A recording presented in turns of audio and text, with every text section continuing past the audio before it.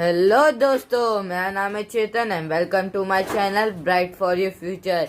आज हम पढ़ेंगे साइंस 1 का ग्रेविटेशन चैप्टर 1 का लास्ट लेक्चर जो 7th है हमारा, उसको कंप्लीट करके ये चैप्टर को भी आज ही कंप्लीट कर देते हैं। आज पूरे लेक्चर में मैं आपको क्वेश्चन एंड आंसर बताने वाला हूँ। सब नहीं बताऊंगा, मैं आपको थोड़े थोड़े बताऊंगा, बाकी का आपको होमवर्क दे दूंगा। तो चलो शुरू करते हैं। पहले क्या आता है, study the exercise number 1. Study the entries in the following table and rewrite them putting the connected item in a single row. ठीक है, इधर क्या बोल रहे हैं, ये लोग पजल्ड करके दिए हैं हमें, मैच द फॉलोइंग किससे होता है वैसे ही दिए है। और उसको क्या बोल रहे हैं, इनका एक आंसर जो रहता है ना, जो आंसर रहता है ना, उसको एक लाइन में लिखे। तो चलो बता ही देते हैं। पहला आता है मास। ठीक है, तो मास आता है पहले, तो मास का हम बता देते हैं। और जैसे दोस्तों इधर अभी आपको ऑप्शन दिया गया है, टेक्स्ट बुक अपने पास रख लीजिएगा। उसके बाद देख लीजिएगा, टेक्स्ट बुक में से देख के लिख लेना। अभी इधर पहला है मास। इधर तो मास का क्या है, इधर क्या क्या दिए option, m/m/s square kg newton metre square upon kg square और n दिए न्यूटन। तो इसमें से मास का कौन सा होएगा, मास का रहेगा kg। ठीक है, मास का kg जैसे आपको पता है दोस्तों। और इसका थर्ड में क्या लिखा है, 0 at the centre, measure of inertia same in the entire universe depends on height. तो इसमें से क्या रहेगा, मेजर ऑफ इनर्शिया। ठीक है, measure of inertia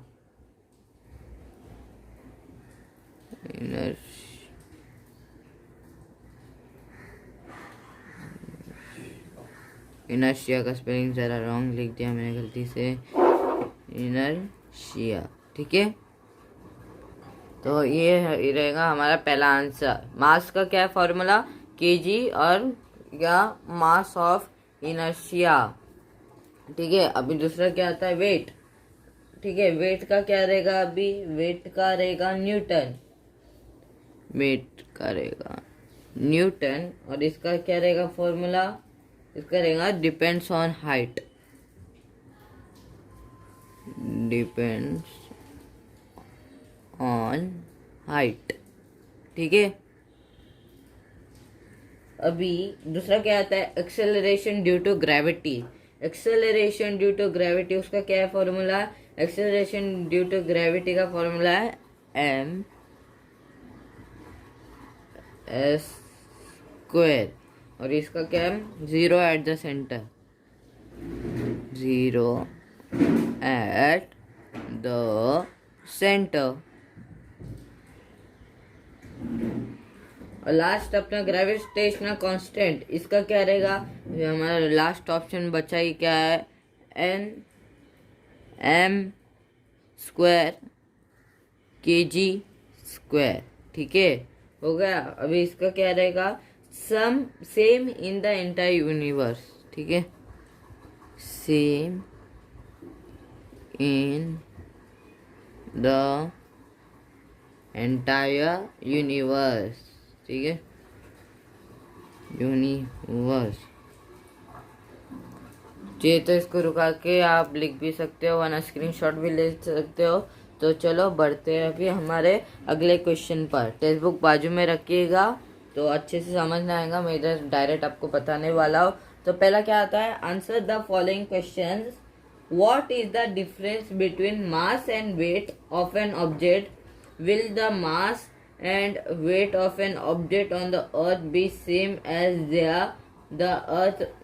there values on Mars? Why? तो इसका आंसर भी मैं आपको बता देता हूँ। तो ये देखिए दोस्तों, जैसे मैंने पहले ही लिख के रख दिया, तो आपको बता देता हूँ। क्वेश्चन तो अब मैंने पढ़ के बता दिया है, टेक्स्ट बुक बाजू में रख लेना। तो अभी इधर जो क्वेश्चन है उसका आंसर है, different between mass and weight of an object is as follows. ठीक है, वो अभी मैं बताऊंगा। तो देखो, मास और वेट में डिफरेंस क्या है। ठीक है, तो मास है, mass is the amount of matter present in the object. Mass is an amount of matter present in the object, whereas weight is the force with which the earth attracts the object. Okay, ये हो गया अपना पहला differences. अब second, mass does not change with place. Mass जगह से change नहीं होता. वेट क्या होता है? वेट का क्या है? W इज इक्वल टू ये mg. Has a change, W also change. Has gravity changes, then weight also changes. ठीक है, अभी जाते हैं अपने थर्ड डिफरेंसेस के बाद. SI unit of kg, CGS unit is gram. Gravity किसका? मास का. और इसका वेट का क्या है? SI unit is newton, CGS unit is dyne. तो ये एक हो गया. तो ये तीन डिफरेंसेस बता दिया. अभी और लास्ट अपना डिफरेंसेस है, mass is a scalar quantity and weight is a vector quantity. इधर अपना डिफरेंसेस हो गया. अभी ये डिफरेंसेस को हमें डिफाइन करना है. बस ये जो डिफरेंसेस है इसको डिफाइन करना है. तो अभी क्या बता रहे? The mass of an object on the earth will be same as that on Mars. ठीक है, but its weight on both the planet will be different. समझे? तो उसके बाद क्या है? This is because the weight W of an object at a place depends on the acceleration due to gravity of that place. Example, weight is equal to mg, और weight gravity weight is equal to mg, और weight क्या directly proportional to gravity. And since the values of acceleration due to gravity on both the planets differ, thus the weight of the object will be different for both the planets. इधर ज़्यादा मास का नहीं दिया है क्योंकि मास को हम सही से अच्छे से भी समझ सकते हैं, बहुत इजी है. पर वेट का थोड़ा आगे पीछे होता है क्योंकि वेट एक कांस्टेंट नहीं रहता. इधर अलग है, मतलब अभी ये अर्थ में अलग है तो मास पे अलग रहेगा, पर मास एक ही होएगा. तुम कहाँ भी जाओ, तो अर्थ से मास में जाओ, मास से जुपिटर जाओ, बस तुम्हारा वेट एक ही रहेगा, कांस्टेंट ही रहेगा. तो अभी बढ़ते हैं हमारे अगले क्वेश्चन पर. तो जैसे आप देख रहे हो क्वेश्चन नंबर बी आ गया. What are free fall? First, second अपना acceleration due to gravity, third अपना एस्केप वेलोसिटी, और फोर्थ सेंट्रीपिटल फोर्स. ये सब मैंने कवर कर चुका हूँ मेरे पिछले लेक्चर में. चाहिए था टेक्स्ट बुक से भी देख के लिख सकते हो, पर टेक्स्ट बुक से देखेगा तो आपको पता नहीं चलेगा कि कौन सा इंपॉर्टेंट पॉइंट्स है. इसलिए मैंने आपको ये बता दिया और लिख के क्या कौन से इंपॉर्टेंट पॉइंट्स है जिससे आपको इजी पड़ेगा लिखने के लिए. तो पहला आता है अपना क्या, अभी पहले अपना कौन सा आता है? Free fall. फ्री फॉल का क्या है?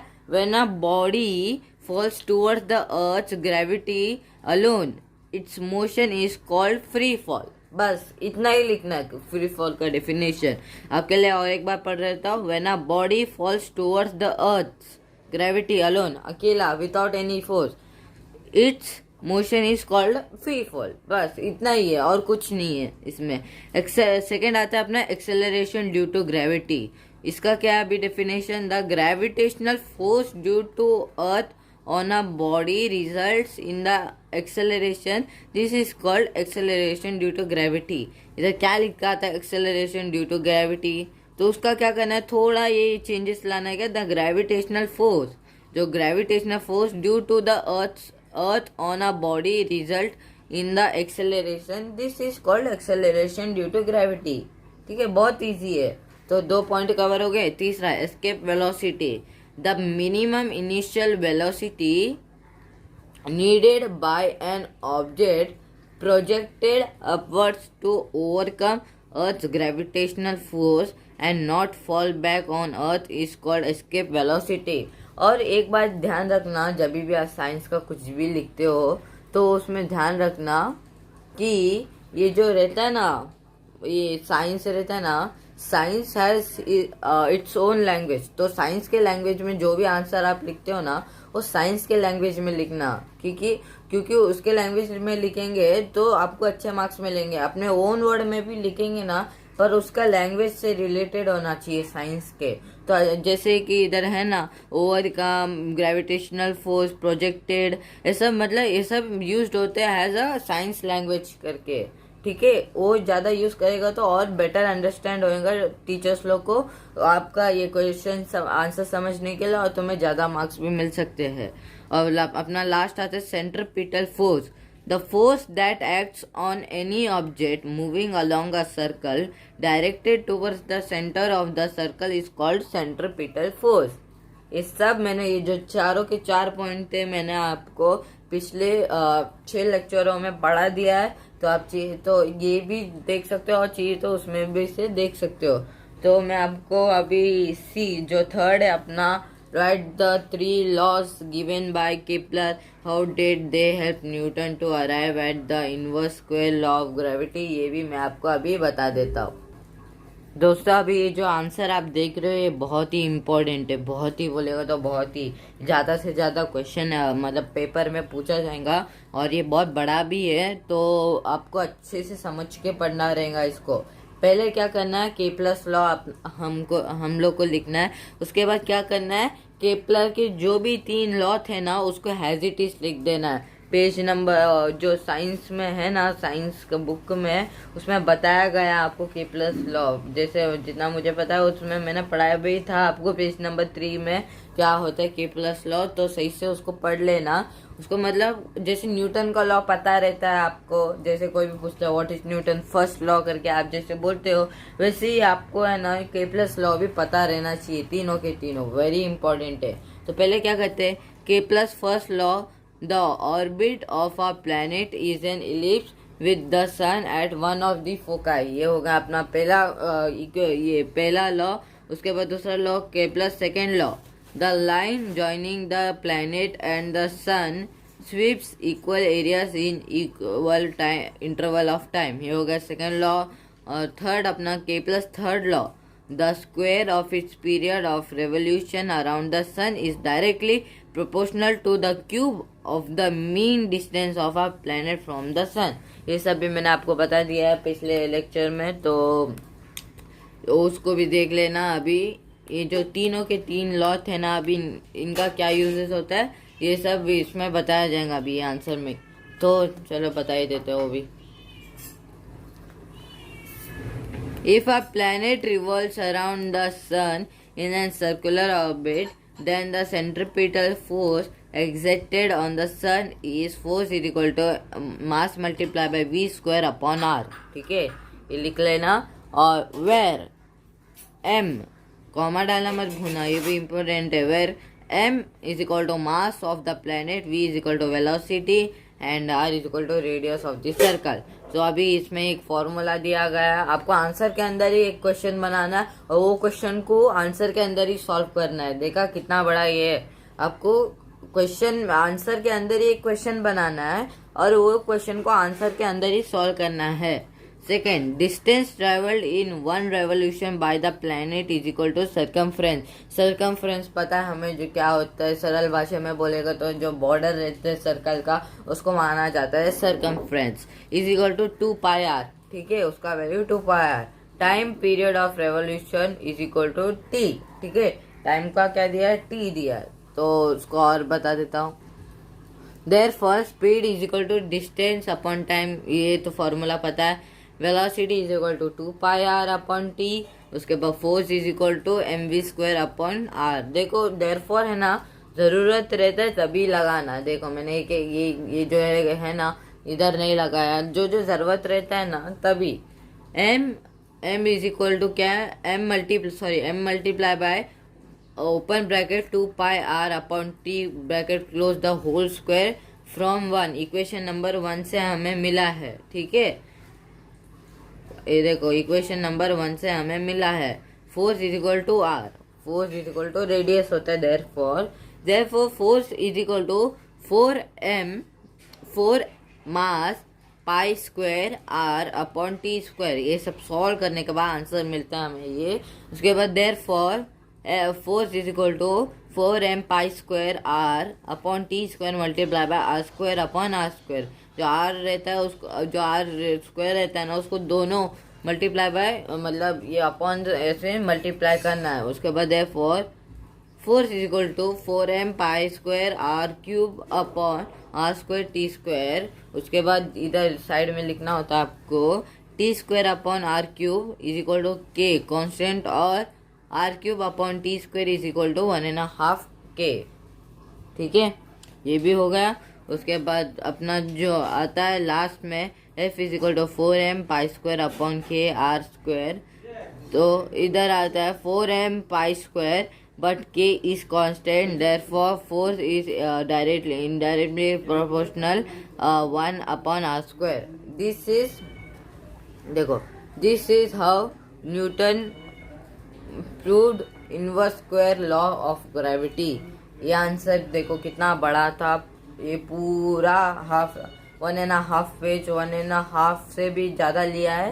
तो ये आंसर बहुत ही मेन है, ज़्यादा पूछा जाएगा और ज़्यादा मार्क्स के लिए भी रहेगा, तो अच्छे से पढ़ लीजिएगा।